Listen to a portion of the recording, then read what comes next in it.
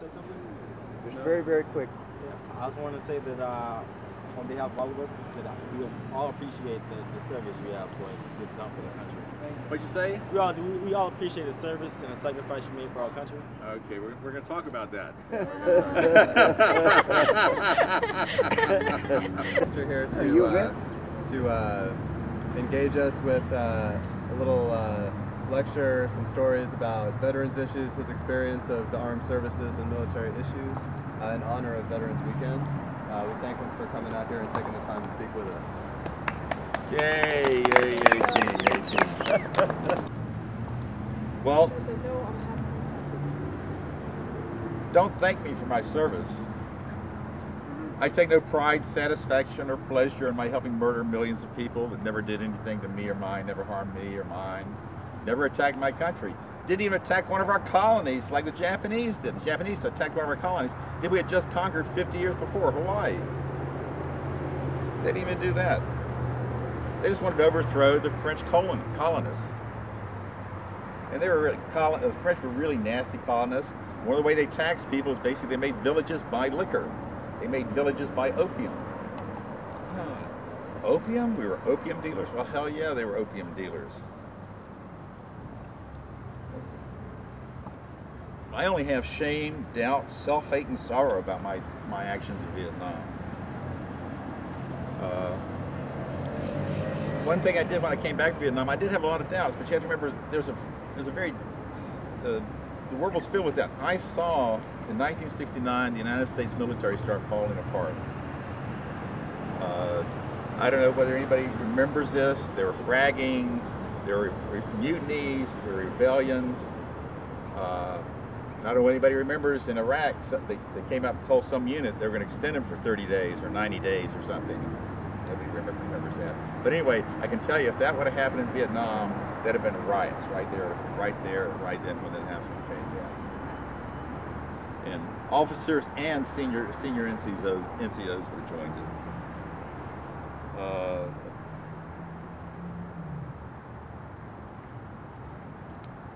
You know, and there's a lot of veterans that resent the Vietnamese and the resistance to us, and they're fighting us, fighting against us, the invaders. I only have sympathy for all the people of all the various countries of the world that we invaded over since I came back from Vietnam. That includes Nicaragua, El Salvador, Venezuela, Dominica, Cuba, Cambodia, Iran, Afghanistan, Libya, Pakistan, Korea, Lebanon, Okinawa, Somalia, Yemen, and Panama. And that's not a complete list, just a partial list. When I came back from Vietnam, I still believed in the basic benevolence of American foreign policy and the basic benevolence of American domestic policy. And I came back to Vietnam, came to FSU, and I met people that didn't. I met the anti-war movement. And they were telling me about how bad American foreign policy was over the centuries, and I didn't believe that because basically I had Florida history, I had U.S. history in high school. You didn't even have U.S. history here at FSU, and you really won't learn very much about what the real history is all about. So I started reading, and I read Noam Chomsky and Howard Zinn. I love Howard Zinn. And I recommend everybody do that.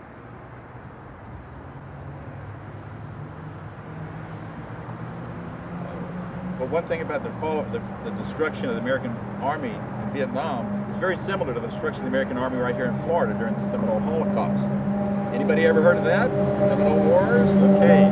What was the similarities? Well, basically, both places were hot and humid and jungly and swampy to go fight in.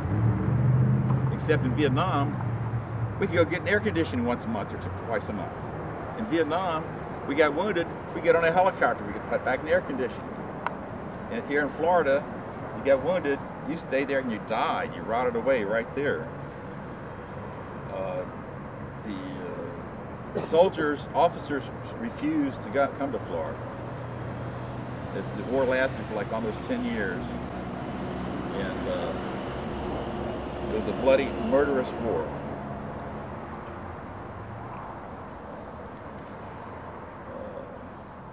Well, like I said, a lot of my fellow veterans hate Vietnamese because they stood up and fought us. And it sounds just like the same kind of hate I read about our forefathers had for the Indians. And the Indians had the same problems the Vietnamese had. They're facing an invader. But we won. We established, we got our manifest destiny was fulfilled, and we established a beacon of freedom and justice, a city on the hill. Beacon of freedom and justice for all mankind, founded on pools of dead Indians' blood and gore. Now, I returned from Vietnam a year and a day after Martin Luther King was assassinated. And I can tell you that Martin Luther King, the civil rights workers, the ACLU, and the unions have done much more for freedom and justice here in the Americas than all the wars we ever fought. Everybody that everyone ever sees and conquered and invaded any place. All of us, all the shellings the Navy did, we don't do it that often. We used to just shell cities if we didn't like what they did.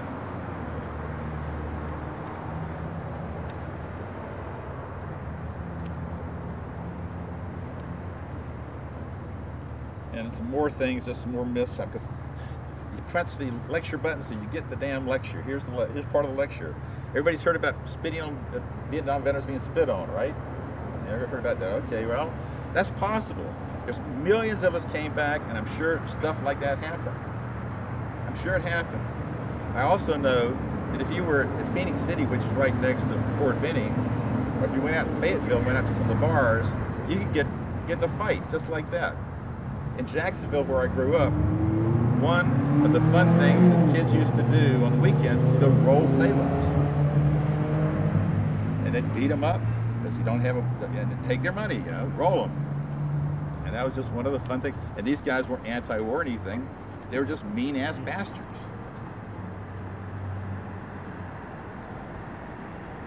But one thing you can go look at,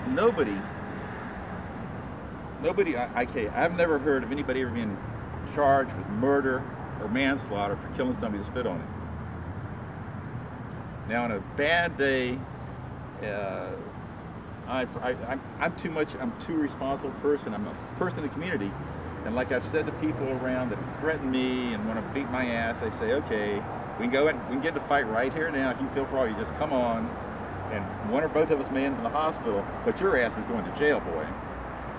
And I'll put his ass in jail, and that kind of cools him out. By the way, nobody's ever been charged with murder. Nobody's ever been charged with beating down anybody for spitting on them. And we're not talking about peaceniks here. We're not talking about hippies that are peace and love kind of guys. We're talking about guys that know how to hurt people. And we hurt people, and we did terrible things over there. And that's one of the things we were trained to do. And there's no charges. Like I said, I'm sure it happened, but I'm sure it was damn rare, and I don't believe anybody that ever says it happened to them. That's just me. You can believe anybody you want.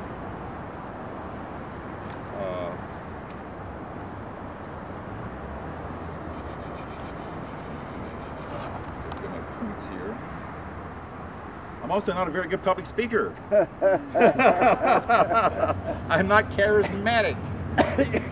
I happen to be the president of the local Veterans for Peace because everybody has died except for some people who weren't very active in the first place. And so I'm stuck. So I'm here and I do the best I can. And like I've told the pharmacist, I'm not a surgeon, and I'm not very much of a surgeon, but I got one little surgical thing I can do to save your life. But everybody knows how to do the Heimlich maneuver, right? Yeah, tell me. If you don't, I'm going to show you. Who doesn't know how to do the Heimlich maneuver? Oh, come on up here. We're going to show you how to do the Heimlich maneuver. All right, okay. Turn around, and what you're going to be doing, here you go. Go point to your face and turn purple. And go, okay. She's choking to death. What are you going to do? You're going to grab her at her belly and lift her up. Okay. Now, if she starts breathing, you're okay. If something comes out, hey, you're doing good. If she doesn't start breathing, you do it again. Under the ribs. Yes, underneath the ribs. Don't do the ribs.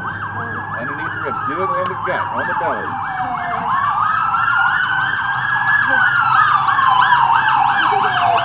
show my wife how to do that. I was turned purple in the bathroom, and she had to grab me on the ribs. I had to push her down and push in there. But anyway, cleared it out. Thank goodness. But anyway, okay, if you still don't do it, and then you fall over and you're unconscious, okay, that's the time you go in with your knife and you cut them open right here. Oh yeah. Because you're dead unless you get some air in there. I can tell you that. Yes, sir. The hole doesn't need to be big. Doesn't need to be big. Very, very small. There it is. The tip of the knife. Yeah. It's right at the notch. Right at the notch. Punch a hole. Stick a pin in there if you can. Kind of spread it out. There we go. See. You know, that's something everybody learned today. Something everybody learned.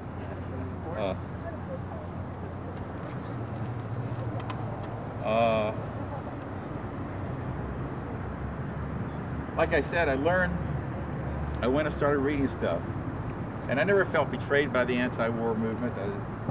I never really thought that we were doing that much good in Vietnam in the first place. I thought it was a mistake when I came back, even though basically beneficent, America's basically beneficent.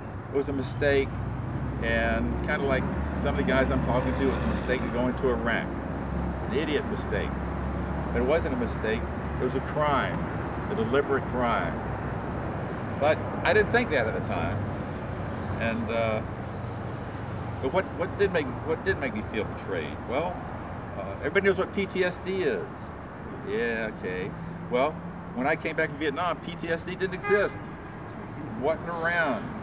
If you were having head problems because you went forth and did your duty to God and country, well, that's because you're a wimp, or you're crazy, or you got a personality disorder. I don't know if anybody knows what personality disorders are. They're discharging guys for personality disorders from the Army so they don't give them PTSD stuff. They go do a tour in Iraq, and they come back, and they find out they got a personality disorder.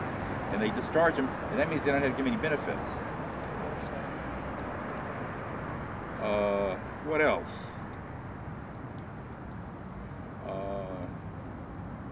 Agent Orange. Agent Orange is what's called halogenated hydrocarbons. Those are like chlorine and bromine hooked onto a hydrocarbon, and they do terrible things to you, to your body. Your body's not designed to handle them. How was it used? Used in, herbicides. We poured millions of gallons of herbicides all over Vietnam. I used to spray it around our base camp to kill the weeds from the barbed wire. We had like 16 rolls of barbed wire, concertina wire stacked up. Yes, sir. McCain and Coburn are trying to stop paying benefits. Say again? McCain and Coburn, senators, McCain and Coburn are trying to pay benefits. Yeah, well, there's arguments for that, but we're not. But it's a slow poison. You're not gonna get sprayed and you curl over and die. It's a slow poison, and it's just like most chemical poisons, like the food you eat. It's not gonna take you years to die of. Like smoking. Yeah, you're not gonna die right away from smoking. You turn wrinkly like I am, so it's gonna happen to you. It'll actually alter your DNA. Yeah, but it takes years. My kids are all right. She's not going to have any kids, so basically the end of the line is there. So if I got anything, she didn't get it or very noticeable.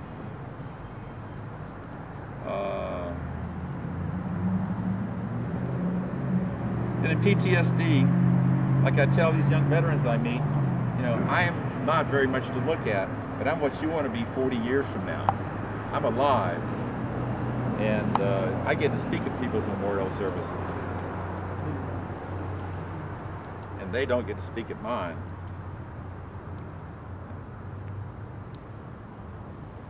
And here's one more thing. Jane Fonda, everybody's heard about Jane Fonda, right? Well, she went to war about 6 months before the war was over. Went to Vietnam about 6 months before the war was over. She had nothing to do. I mean, people said they were in Vietnam, and they felt real bad when they heard her on the radio. Well, she was never on the radio back then. She didn't go over there until like 72, and the war ended in 73, essentially. And she also funded the first studies of post-Vietnam syndrome, which is today called post-traumatic stress disorder. She went out, shook the can. I mean, I could probably collect maybe, what, $50, maybe $20 here? Yeah. But I mean, she goes around and shakes the can. You know, she ended up with tens of thousands of dollars, and that's what she did. She had benefits. She also funded the first studies of Agent Orange on Vietnam veterans, which like Monsanto said, was good for you. It's like a vitamin. You got to have this stuff. You got to have it. You can't. So is that right? That was Monsanto that created Agent Orange. Yeah. Boo. And then, and she also funded things called the walk-in,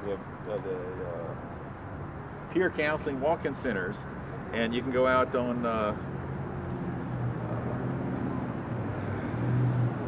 Bradford Road, I think, out here, and there's a veterans clinic out there, and there's actually a veterans clinic out on the truck route. When I came back from Vietnam, if you wanted to go see VA, you went down to Gainesville or Lake City.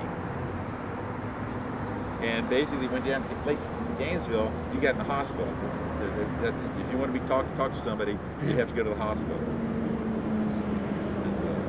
And that wasn't that bad. I spent a couple of months there, not that bad. Unlike Oakland, which I felt betrayed about. Everybody knows where Oakland is. Well, there's a massive VA center in Oakland. And you know what traumatic brain injury is? People get, okay, well, basically when you came back from Vietnam, we weren't dealing with TBI as half as well as we do now. We know a lot more about it. Gabby, the representative, I mean, I think her life was saved from Iraq because they knew how to treat people with gaping head wounds in there.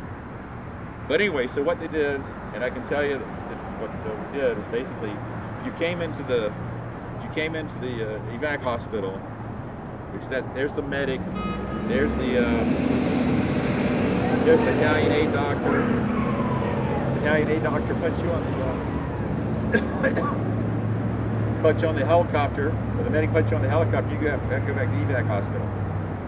If you came in with your brain showing, you got a breathing tube which helps you breathe, and you got put on a cot.